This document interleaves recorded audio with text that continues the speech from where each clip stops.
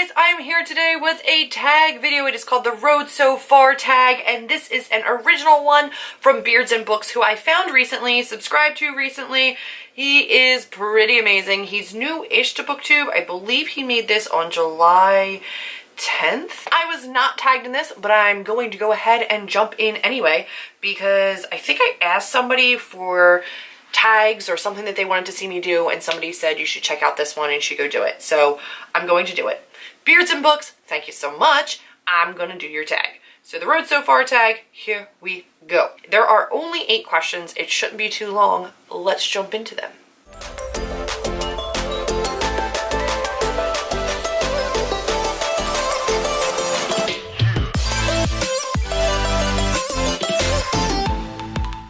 Alright, the first one is, if you could pick a fictional world to live in, which one would you choose and why? We get this a lot on BookTube, and everybody who reads fantasy says, I would not want to be stuck in one of those fantasy worlds. They're not nice. They're usually pretty terrifying.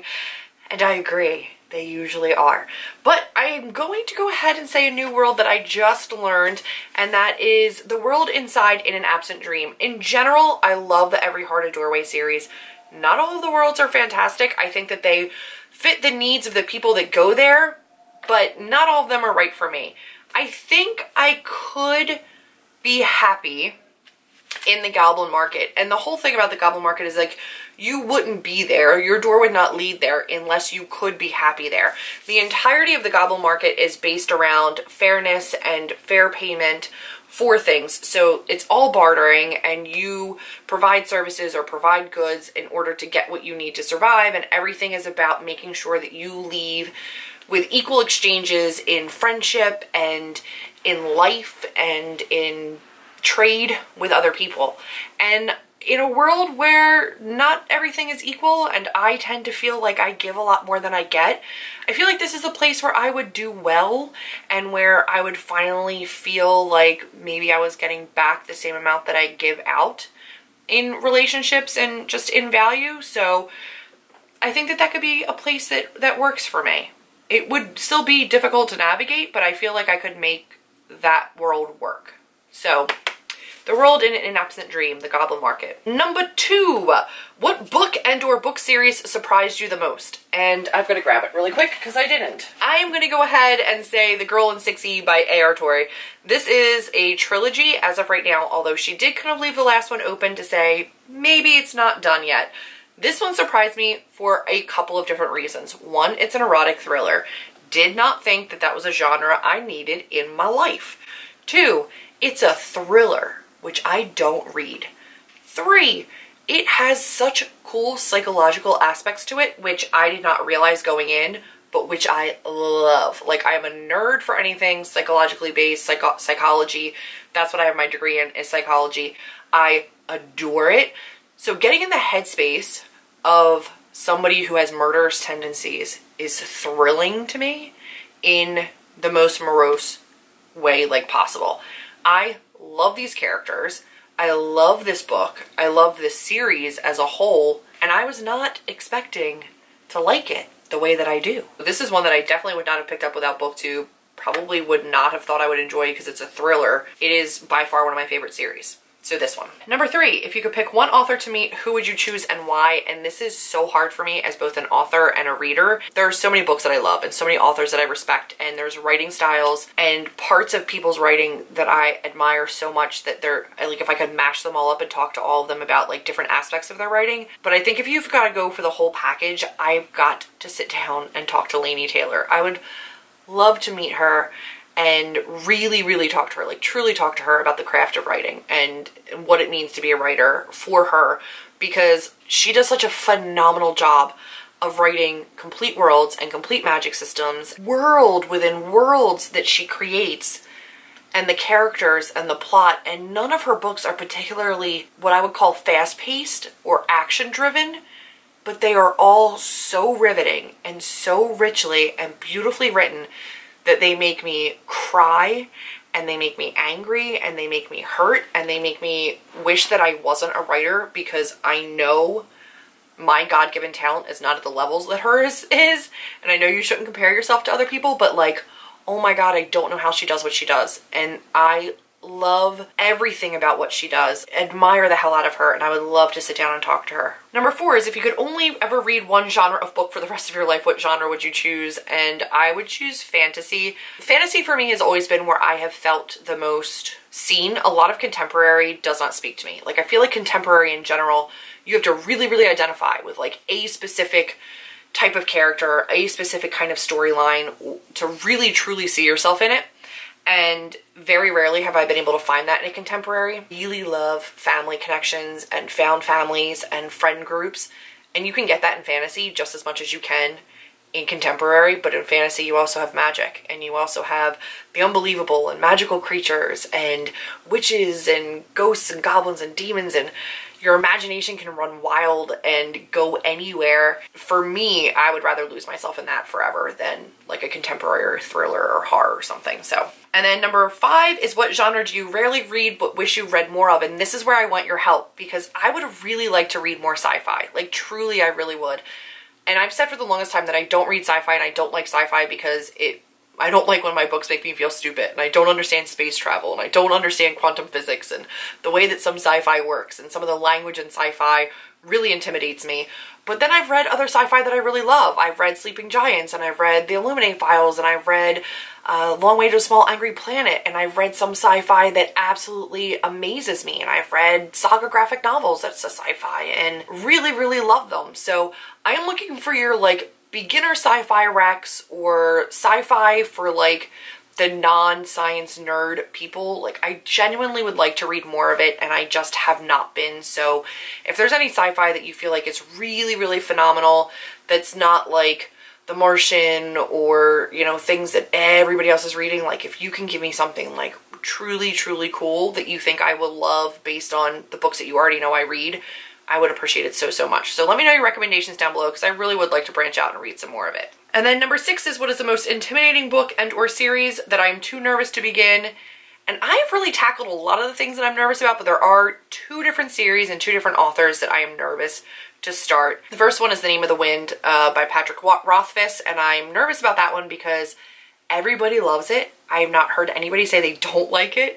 And also, it's not finished. And I know that people have been waiting a long time for this next book. So I'm nervous to read it. I have the first book, but I'm nervous to read it because I'm afraid of loving it and then it's not going to be finished. I'm going to have to wait and be pissed along with everybody else. I'm also nervous that, like, what if I don't? Like, everybody who reads it seems to love it. And I want to know where I fall on that spectrum, but I'm like, I don't know. I don't feel ready for it.